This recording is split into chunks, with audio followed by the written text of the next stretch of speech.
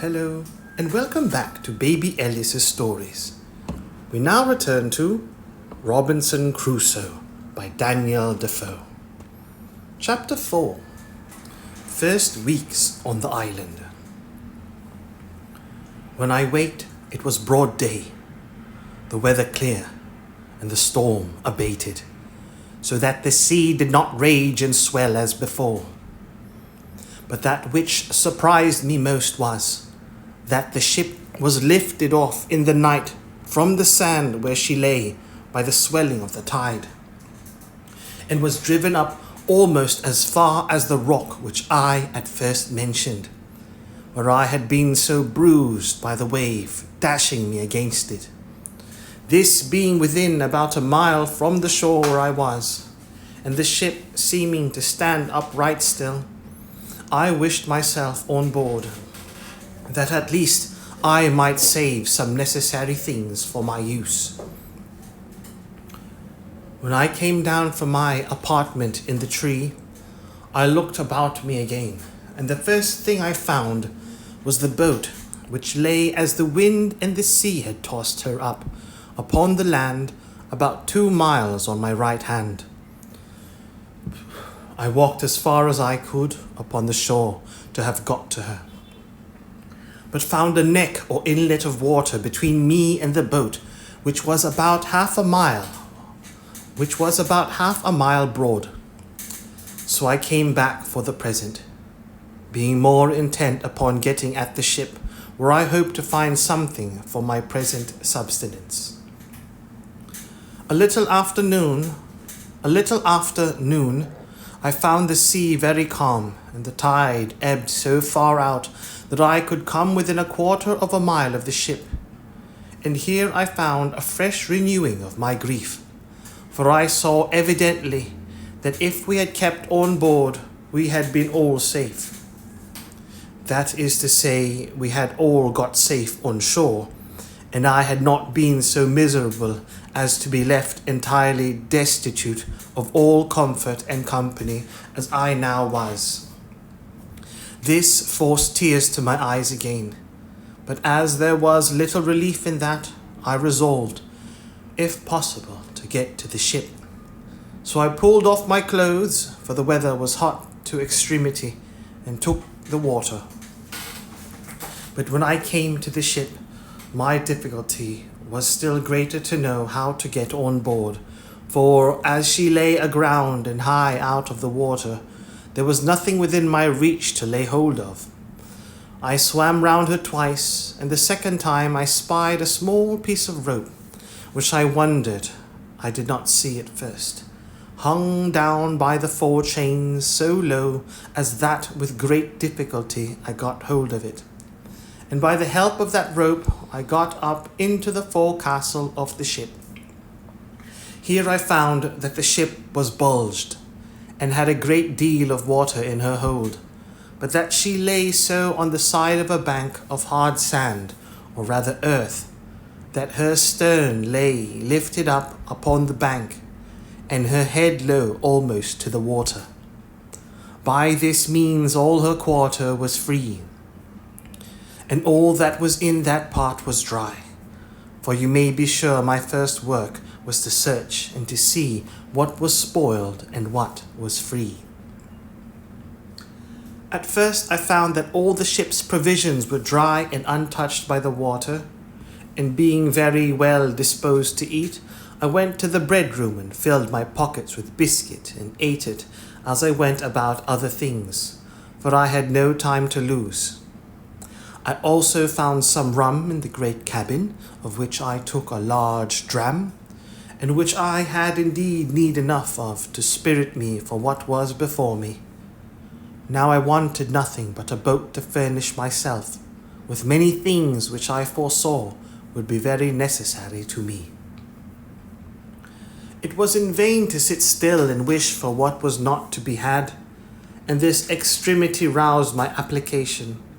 We had several spare yards and 2 or 3 large spars of wood, and a spare topmast or 2 in the ship.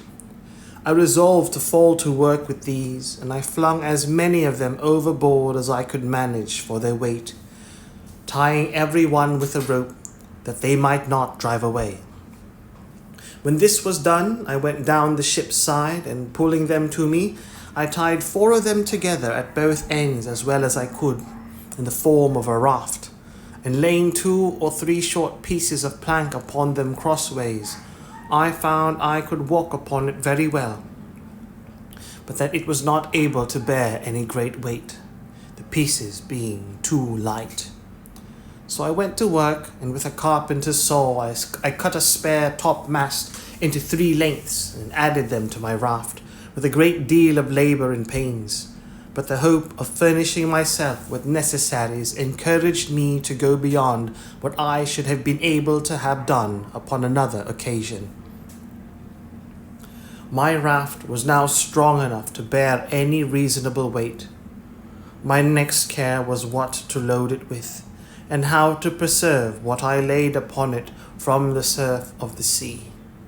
But I was not long considering this. I first laid all the planks or boards upon it that I could get, and having considered well what I most wanted, I got 3 of the seamen's chests, which I had broken open and emptied, and lowered them down upon my raft. The first of these I filled with provisions, namely bread, rice, 3 Dutch cheeses, 5 pieces of dried goat's flesh, which we lived much upon, and a little remainder of European corn, which had been laid by for some fowls, which we brought to sea with us, but the fowls were killed. There had been some barley and wheat together, but to my great disappointment I found afterwards that the rats had eaten or spoiled it all. As for liquors, I found several cases of bottles belonging to our skipper, in which were some cordial waters, and in all about 5 or 6 gallons of rack. These I stowed by themselves, there being no need to put them into the chests, nor any room for them. While I was doing this, I found the tide begin to flow. Though very calm, I had the mortification to see my coat, shirt and waistcoat, which I had left on the shore upon the sand, swim away. As for my breeches, which were only linen and open-kneed, I swam on board in them and my stockings. However, this set me on rummaging for clothes, of which I found enough, but took no more than I wanted for present use, for I had other things which my eye was more upon. As first, tools to work with on shore, and it was after long searching that I found out the carpenter's chest, which was indeed a very useful prize to me, and much more valuable than a shipload of gold would have been at the time. I got it down to my raft, whole as it was, without losing time to look into it, for I knew in general what it contained. My next care was for some ammunition and arms. There were 2 very good fowling pieces in the great cabin, and 2 pistols. These I secured first with some powder horns and a small bag of shot, and 2 old rusty swords. I knew there were 3 barrels of powder in the ship, but I knew not where our gunner had stowed them. But with much search I found them, 2 of them dry and good, the 3rd had taken water. Those 2 I got to my raft with the arms, and now I thought myself pretty well freighted, and began to think how I should get to shore with them, having neither sail or nor rudder, and the least capful of wind would have overset all my navigation. I had 3 encouragements. First, a smooth, calm sea. Secondly, the tide rising and setting into the shore. Thirdly, what little wind there was blew me towards the land, and thus, having found 2 or 3 broken oars belonging to the boat, and besides the tools which were in the chest, I found 2 saws, an axe and a hammer. With this cargo I put to sea. For a mile or thereabouts, my raft went very well, only that I found it drive a little distant from the place where I had landed before, by which I perceived that there was some indraft of the water, and consequently and consequently I hoped to find some creek or river there, which I might make use of as a port to get to land with my cargo. As I imagined, so it was. There appeared before me a little opening of the land, and I found a strong current of the tide set into it. So I guided my raft as well as I could to keep in the middle of the stream. But here I had like to have suffered a second shipwreck, which if I had, I think verily would have broken my heart. For knowing nothing of the coast, my raft ran aground at one end of it upon a shoal, and not being aground at the other end. It wanted but a little that all my cargo had slipped off towards the end that was afloat, and to fallen into the water. I did my utmost by setting my back against the chests to keep them in their places, but could not thrust off the raft with all my strength. Neither durst I stir from the posture I was in, but holding up the chests with all my might. I stood in that manner nearly half an hour, in which time the rising of the water brought me a little more upon a level, and a little after, the water still rising, my raft floated again, and I thrust her off with the oar I had into the channel, and then driving up higher, I at length found myself in the mouth of a little river, with land on both sides and a strong current of tide running up. I looked on both sides for a proper place to get to shore, for I was not willing to be driven too high up the river, hoping in time to see some ships at sea, and therefore resolved to place myself as near the coast as I could. At length I spied a little cove on the right shore of the creek, to which with great pain and difficulty I guided my raft, and at last got so near that, reaching ground with my oar, I could thrust her directly in. But here I had like to have dipped all my cargo into the sea again, for that shore lying pretty steep, that is to say sloping, there was no place to land, but where one end of my float, if it ran on shore, would lie so high, and the other sink lower, as before, and that it would endanger my cargo again. All that I could do was to wait till the tide was at the highest, keeping the raft with my oar like an anchor, to hold the side of it fast to the shore near a flat piece of ground, which I expected the water would flow over, and so it did. As soon as I found water enough, for my raft drew about a foot of water, I thrust her upon that flat piece of ground, and there fastened or moored her by sticking my two broken oars into the ground, one on one side near one end, and one on the other side near the end, and thus I lay till the water ebbed away, and left my raft and all my cargo safe on shore. My next work was to view the country, and seek a proper place for my habitation, and where to stow my goods to secure them from whatever might happen. Where I was, I yet knew not, whether on the continent or on an island, whether inhabited or not inhabited, whether in danger of wild beasts or not. There was a hill not above a mile from me, which rose up very steep and high, and which seemed to overtop some other hills, which lay as in a ridge from it northward. I took out one of the fowling pieces, and one of the pistols, and a horn of powder, and thus armed I travelled for discovery up to the top of that hill, where after I had with great labour and difficulty got to the top, I saw any fate to my great affliction, namely that I was in an island, environed every way with the sea, no land to be seen except some rocks, which lay a great way off, and two small islands less than this, which lay about 3 leagues to the west. I found also that the island I was in was barren, and as I saw good reason to believe uninhabited except by wild beasts, of whom, however, I saw none. Yet I saw abundance of fowls, but knew not their kinds, Neither when I killed them could tell what was fit for food and what not.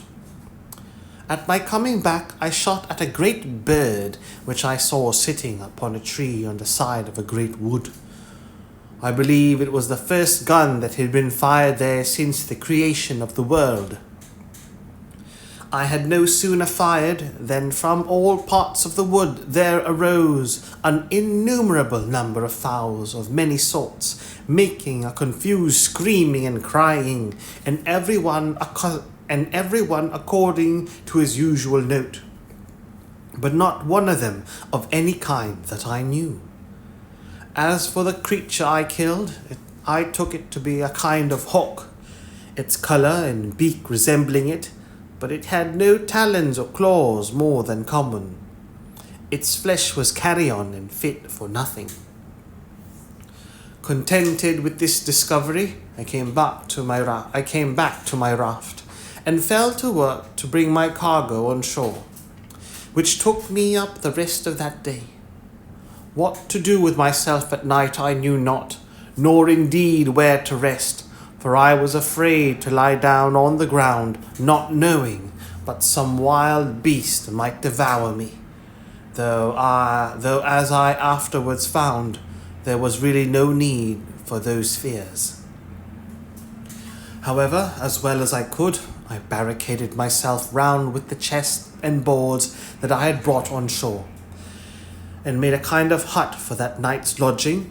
As for food, I yet saw not which way to supply myself, except that I had seen 2 or 3 creatures like hares run out of the wood where I shot the fowl. Now I began to consider that I might yet get a great many things out of the ship which would be useful to me, and particularly some of the rigging and sails, and such other things as might come to land, and I resolved to make another voyage on board the vessel if possible. And as I knew that the first storm that blew must necessarily break her all in pieces, I resolved to set all other things apart, till I had got everything out of the ship that I could get.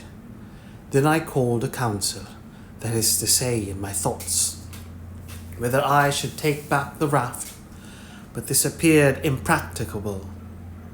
So I resolved to go as before when the tide was down, and I did so.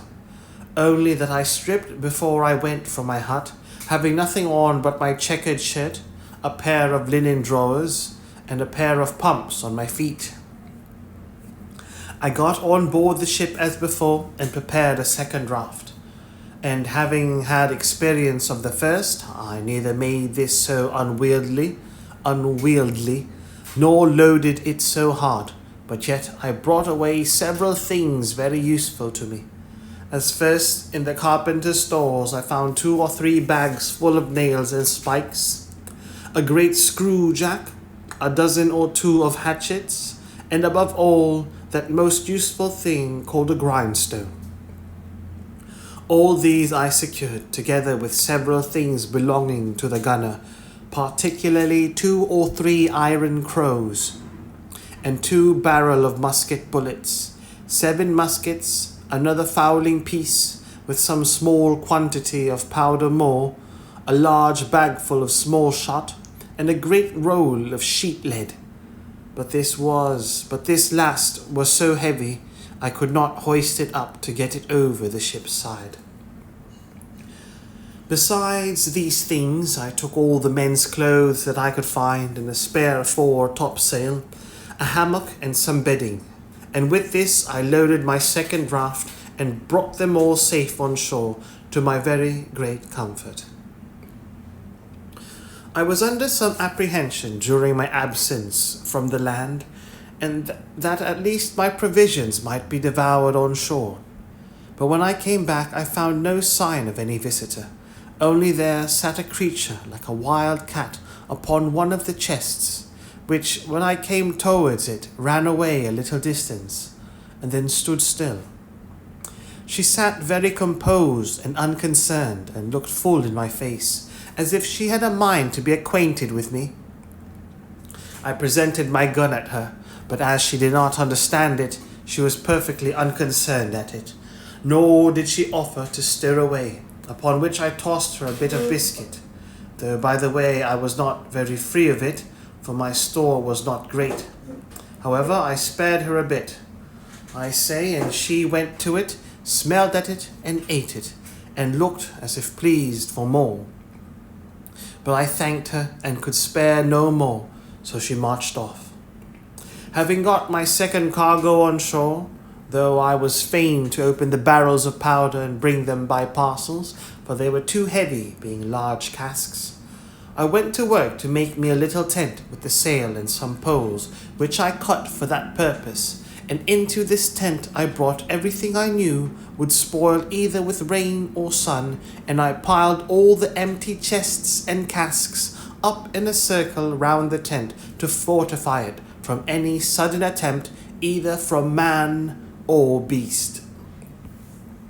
When I had done this, I blocked up the door of the tent with some boards within, and an empty chest set up on the end without, and spreading one of the beds upon the ground, laying my 2 pistols just at my head, and my gun at length by me, I went to bed for the first time, and slept very quietly all night, for I was very weary and heavy, for the night before I had little sleep, and had laboured very hard all day to fetch all those things from the ship, and to get them on shore. I had the biggest magazine of all kinds now that ever was laid up, I believe for one man, but I was not satisfied still. For while the ship sat upright in that posture, I thought I ought to get everything out of her that I could. So every day at low water I went on board and brought away something or other. But particularly the 3rd time I went, I brought away as much of the rigging as I could, as also all the small ropes with rope twine I could get, with a piece of spare canvas, which was to mend the sails upon occasion, and the barrel of wet gunpowder. In a word, I brought away all the sails, first and last, only that I was fain to cut them in pieces, and bring as much at a time as I could, for they were no more useful to be sails, but as mere canvas only. But that which comforted me more still was that last of all, after I had made 5 or 6 such voyages as these, and thought I had nothing more to expect from the ship that was worth my meddling with. I say, after all this, I found a great hogshead of bread, 3 large runlets of rum or spirits, a box of sugar, a barrel of fine flour, that this was surprising to me, because I had given over expecting any more provisions except what was spoiled by the water. I soon emptied the hogshead of the bread and wrapped it up parcel by parcel in pieces of the sails, which I cut out, and in a word I got all this safe on shore also. The next day I made another voyage, and now having plundered the ship of what was portable and fit to hand out, I began with the cables. Cutting the great cable into pieces, such as I could move, I cut 2 cables and a hawser on shore, with all the ironwork I could get, and having cut down the spritsail yard and the mizzen yard and everything I could to make a large raft, I loaded it with all these heavy goods and came away. But my good luck began now to leave me, for this raft was so unwieldy and so overladen that, after I had entered the little cove where I had landed the rest of my goods, not being able to guide it so handily as I did the other, it overset, and threw me and all my cargo into the water. As for myself, it was no great harm, for I was near the shore, but as to my cargo, it was a great part of it lost. Especially the iron, which I expected would have been of great use to me. However, when the tide was out, I got most of the pieces of the cable ashore, and some of the iron, though with infinite labour, for I was fain to dip for it into the water, a work which fatigued me very much. After this, I went every day on board and brought away what I could get. I had been now 13 days on shore, and had been 11 times on board the ship, in which time I had brought away all that one pair of hands could well be supposed capable to bring. Though I believe verily, had the calm weather held, I should have brought away the whole ship, piece by piece. But preparing the 12th time to go on board, I found the wind began to rise. However, at low water, I went on board, and though I thought I had rummaged the cabin so effectually that nothing more could be found, I yet discovered a locker with drawers in it, in one of which I found 2 or 3 razors and 1 pair of large scissors, with some 10 or a dozen of good knives and forks. In another I found about 36 pounds value in money, some European coin, some Brazil, some pieces of 8, some gold, and some silver. Pieces of 8? I smiled to myself at the sight of this money. "O drug," said I aloud, "what art thou good for? Thou art not worth to me. No, not the taking off the ground. One of those knives is worth all this heap. I have no manner of use for thee. E'en remain where thou art, and go to the bottom as a creature whose life is not worth saving." However, upon second thoughts, I took it away, and wrapping all this in a piece of canvas, I began to think of making another raft. But while I was preparing this, I found the sky overcast, and the wind began to rise, and in a quarter of an hour it blew a fresh gale from the shore. It presently occurred to me that it was in vain to pretend to make a raft with the wind offshore, and that it was my business to be gone before the tide of flood began. Otherwise, I might not be able to reach the shore at all. Accordingly, I let myself down into the water and swam across the channel, which lay between the ship and the sands, and even that with difficulty enough, partly with the weight of the things I had about me, and partly the roughness of the water, for the wind rose very hastily, and before it was quite high water, it blew a storm. And before it was quite high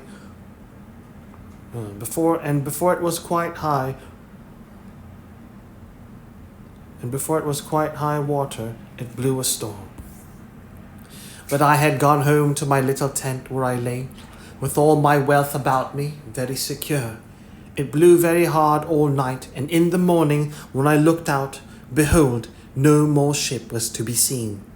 I was a little surprised, but recovered myself with the satisfactory reflection that I had lost no time, nor abated any diligence to get everything out of her that could be useful to me, and that indeed there was little left in her that I was able to bring away if I had had more time.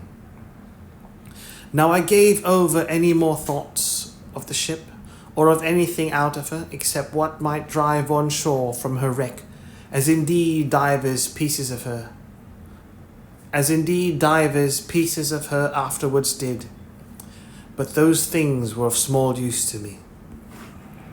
My thoughts were now wholly employed about securing myself against either savages, if anything should appear, or wild beasts, if any were in the land, and I had many thoughts of the method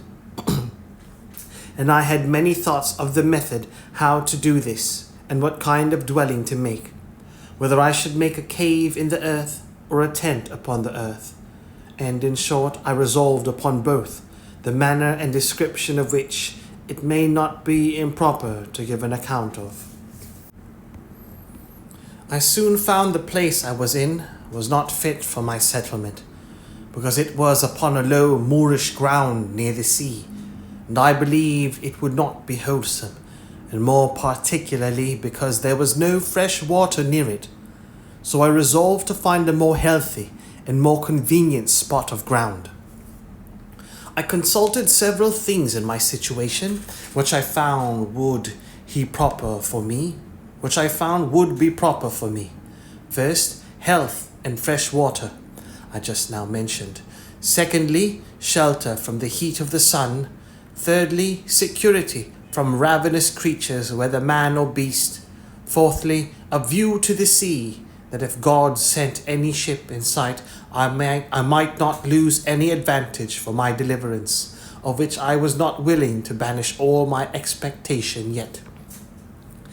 In search of a place proper for this, I found a little plain on the side of a rising hill, whose front towards this little plain was steep as a house side, so that nothing could come down upon me from the top.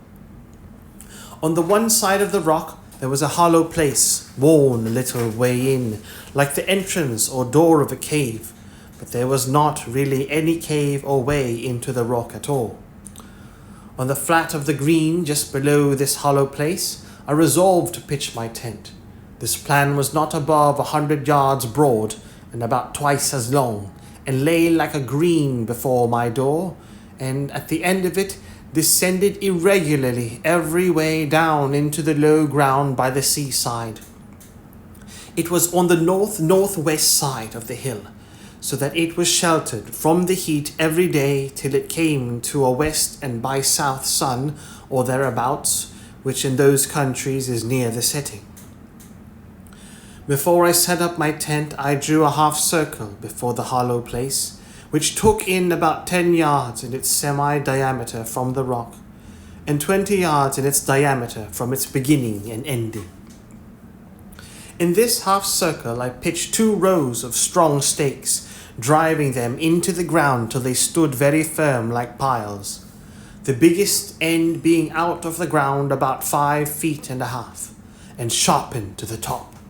The 2 rows did not stand above 6 inches from one another.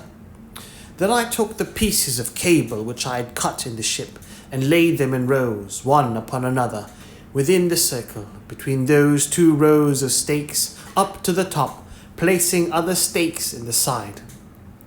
In the inside, leaning against them, about 2 feet and a half high, like a spur to a post, and this fence was so strong that neither man nor beast could get into it or over it.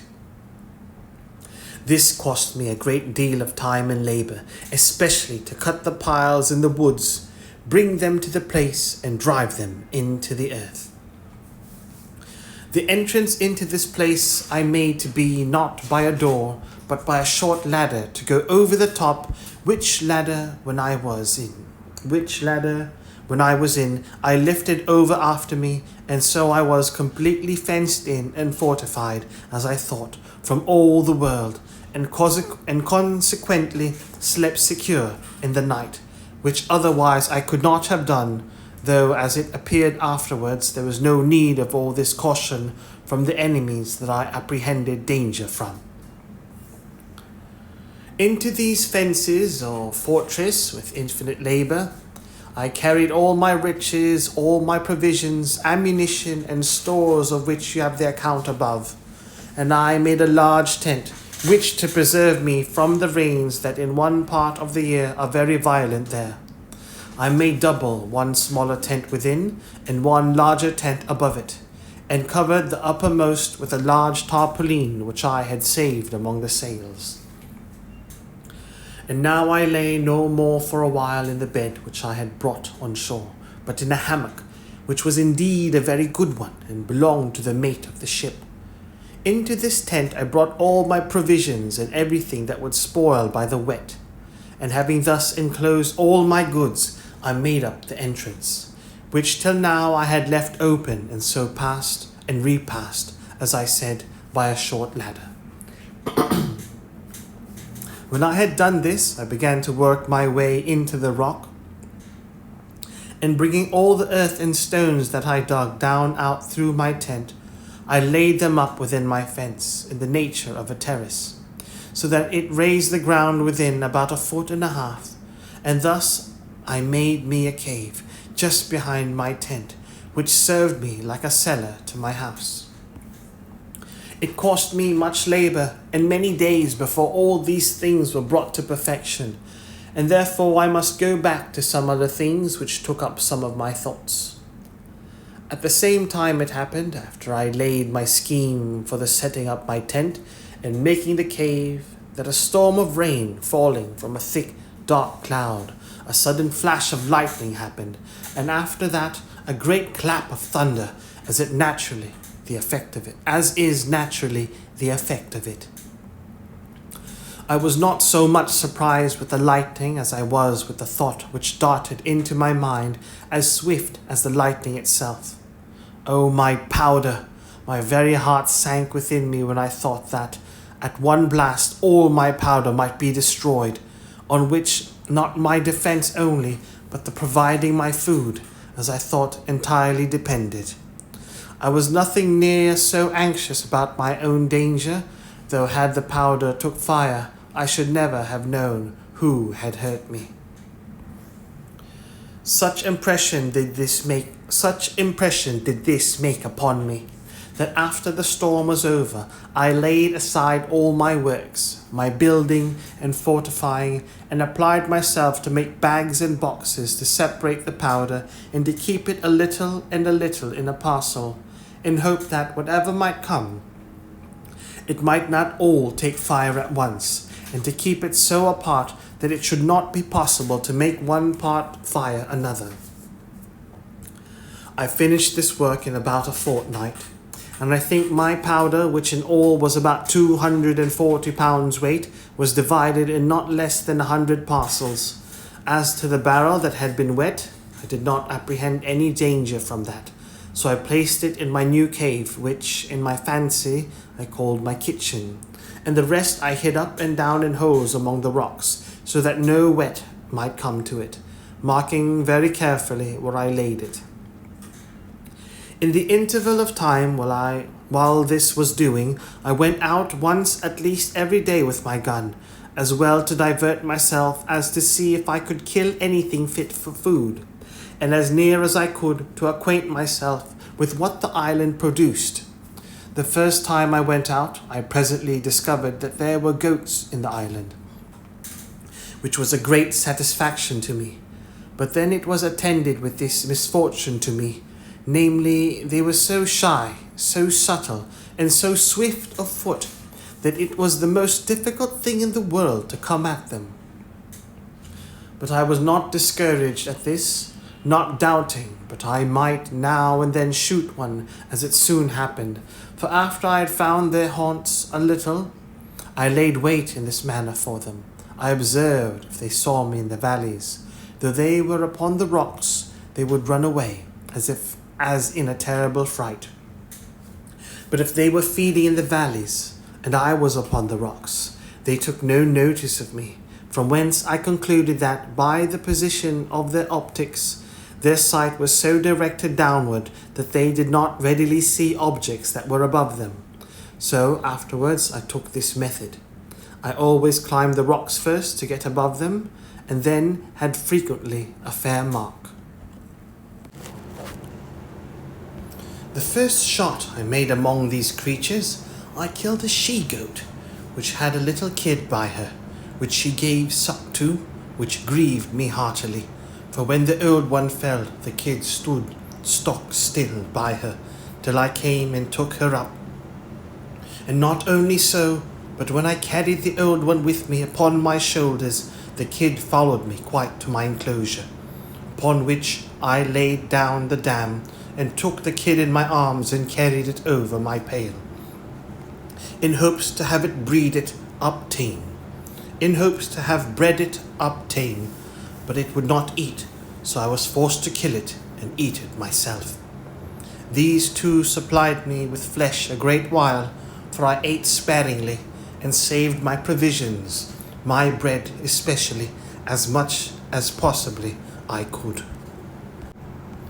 Having now fixed my habitation, I found it absolutely necessary to provide a place to make a fire in, and fuel to burn, and what I did for that, and also how I enlarged my cave, and what conveniences I made, I shall give a full account of it.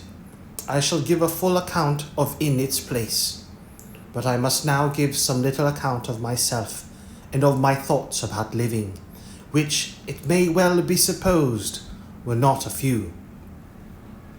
I had a dismal prospect of my condition, for I was not cast away upon that island without being driven, as is said, by a violent storm, quite out of the course of our intended voyage, in a great way, namely some hundreds of leagues, out of the ordinary course of the trade of mankind.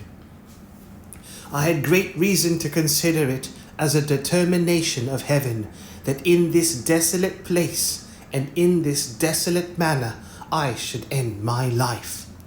The tears would run plentifully down my face when I made these reflections, and sometimes I would expostulate with myself why Providence should thus completely ruin his creatures and render them so absolutely miserable, so without help, abandoned, so entirely depressed, that it could hardly be rational to be thankful for such a life.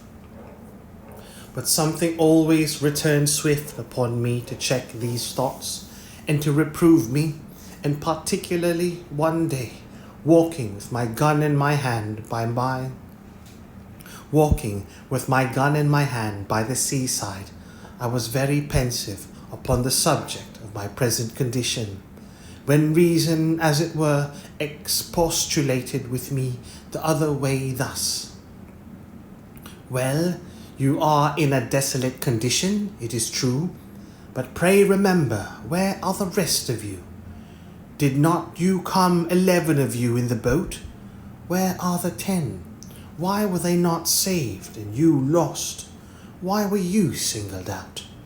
Is it better to be here or there?" And then I pointed to the sea. All evils are to be considered with the good that is in them, and with what worse attends them.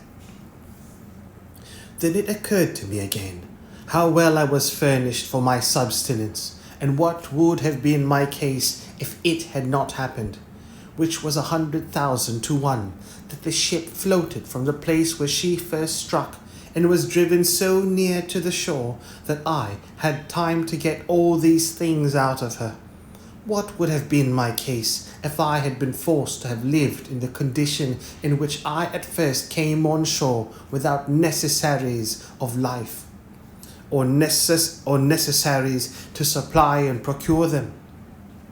Particularly, said I aloud, though to myself, what should I have done without a gun, without ammunition, without any tools to make anything or to work with, without clothes, bedding, a tent, or any manner of covering?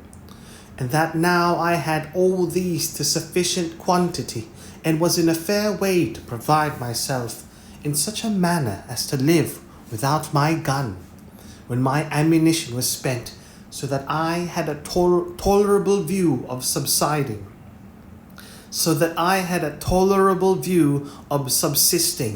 without any want as long as I lived. For I considered from the beginning how I would provide for the accidents that might happen, and for the time that was to come, even not only after my ammunition should be spent, but even after my health and strength should decay. I confess I had not entertained any notion of my ammunition being destroyed at one blast. I mean my powder being blown up by lightning, and this made the thoughts of it so surprising to me when it lightened and thundered, as I observed just now. And now, being about to enter into a melancholy relation of a scene of silent life, such perhaps as was never heard of in the world before, I shall take it from its beginning and continue it in its order. It was, by my account, the 30th of September, when in the manner as above said, I first set foot upon this horrid island, when the sun, being to us in its autumnal equinox, was almost over my head, for I reckoned myself, by observation, to be in the latitude of 9 degrees 22 minutes north of the line. After I had been there for about 10 or 12 days, it came into my thoughts that I should lose my reckoning of time for want of books and pen and ink, and should even forget the Sabbath days. But to prevent this, I cut with my knife upon a large post in capital letters, and making it into a great cross, I set it up on the shore where I first landed. I came on shore here on the 30th September 1659.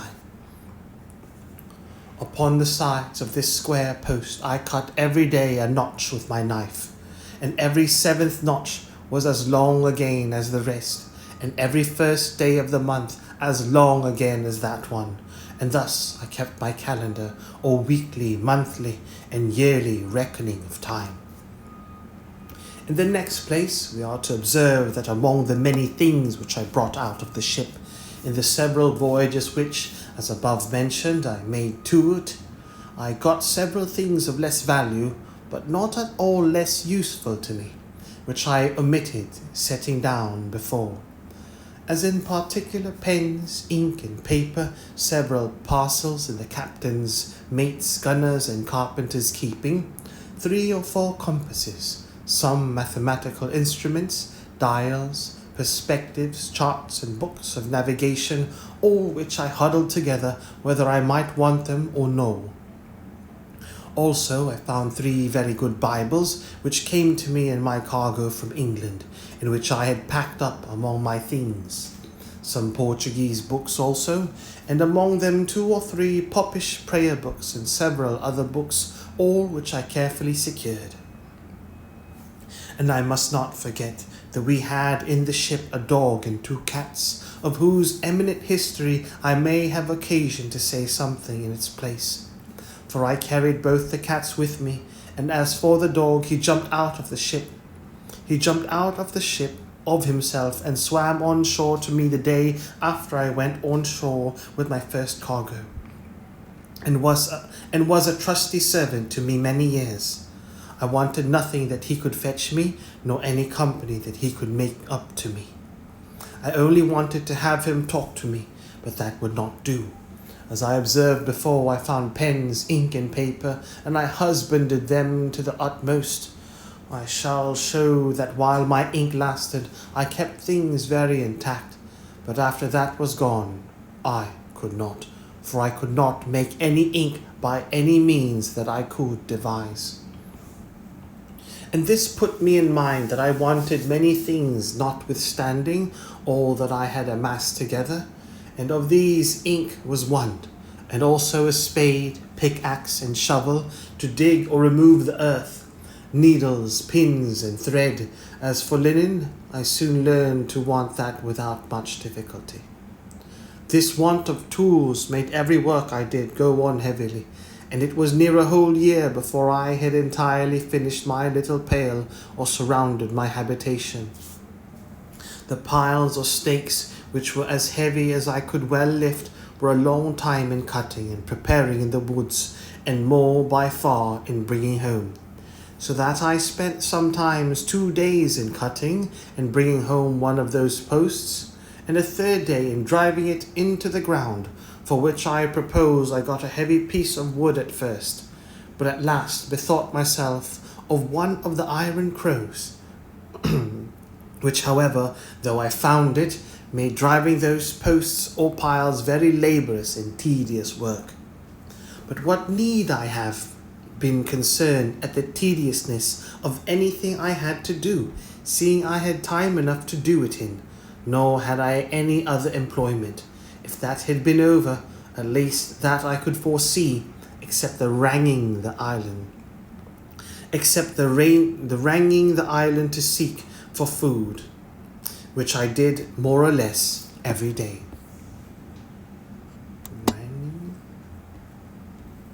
Ranging.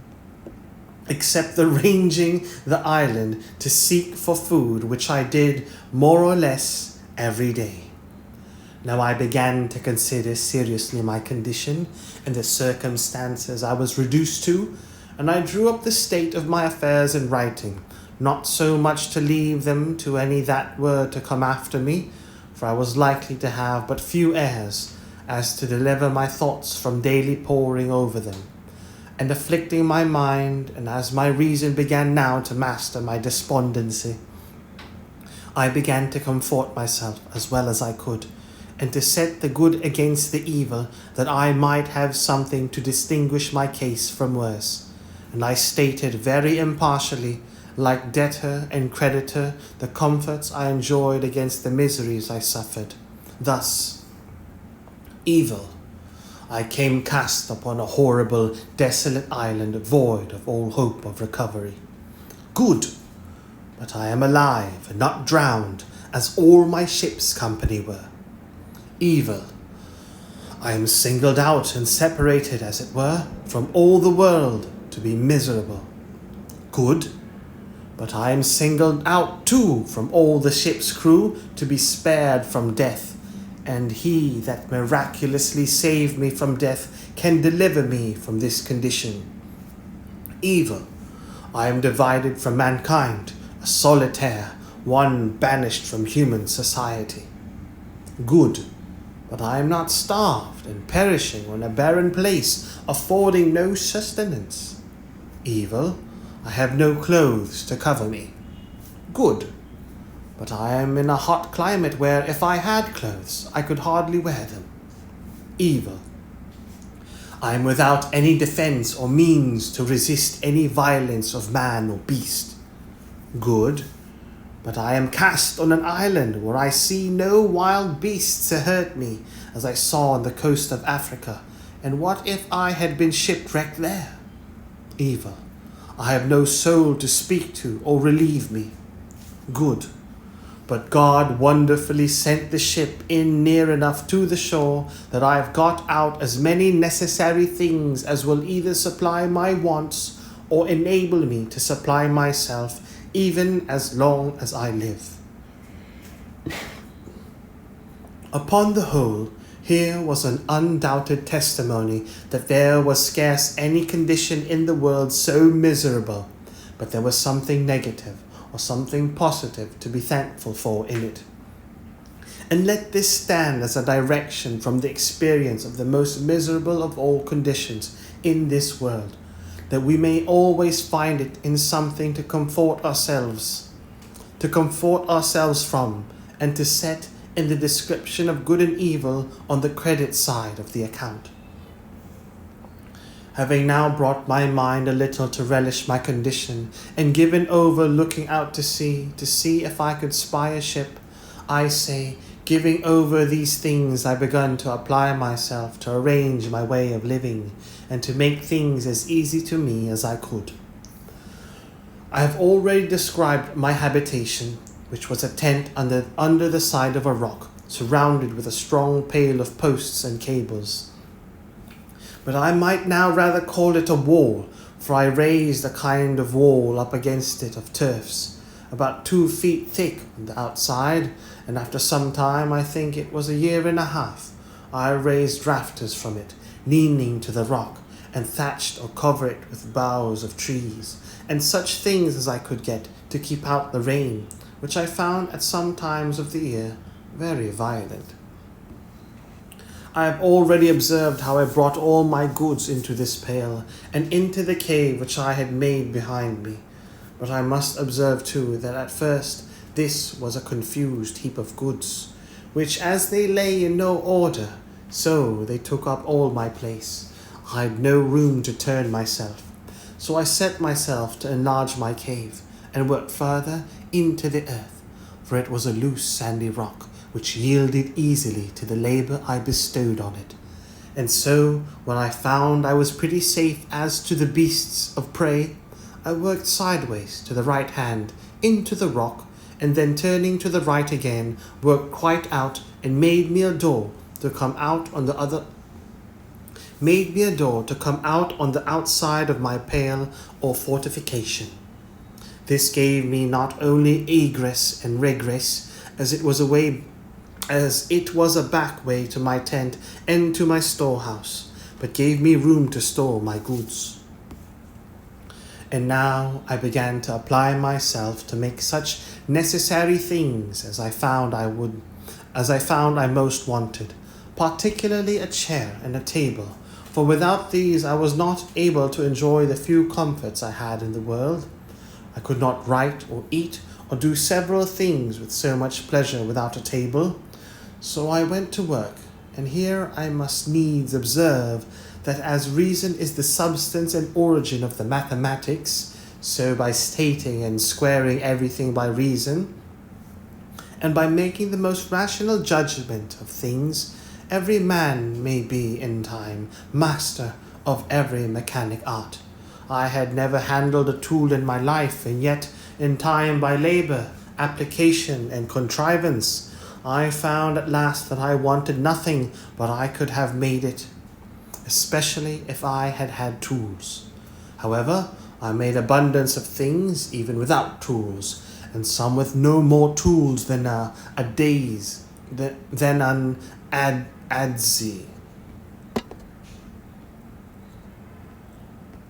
Adze.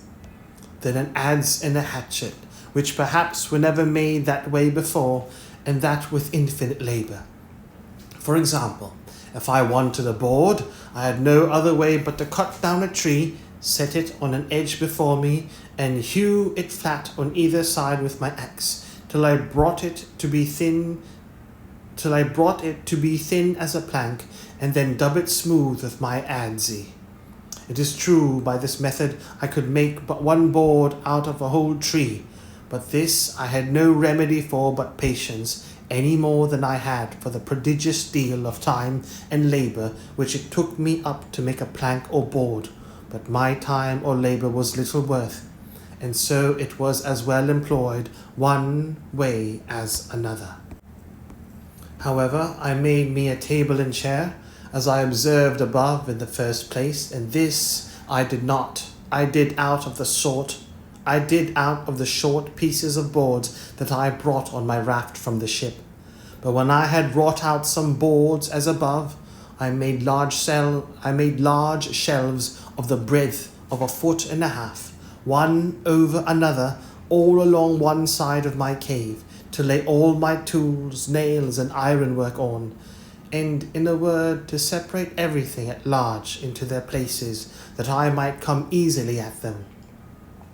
I knocked pieces into the wall of the rock to hang my guns, and all things that would hang up, so that had my cave been to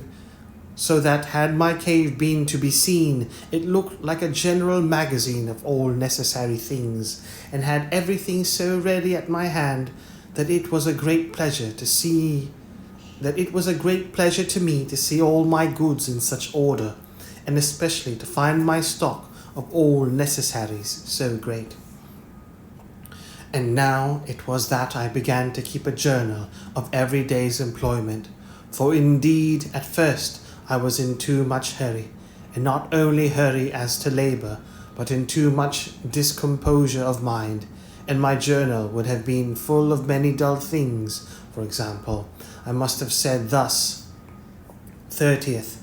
After I had got to shore and escaped drowning, instead of being thankful to God for my deliverance, having first vomited with a great quantity of salt water which had got into my stomach, and recovering myself a little, I ran about the shore, wringing my hands and beating my head and face, exclaiming at my misery and crying out, I was undone, till, tired and faint, I was forced to lie down on the ground to repose, but durst not sleep for fear of being devoured.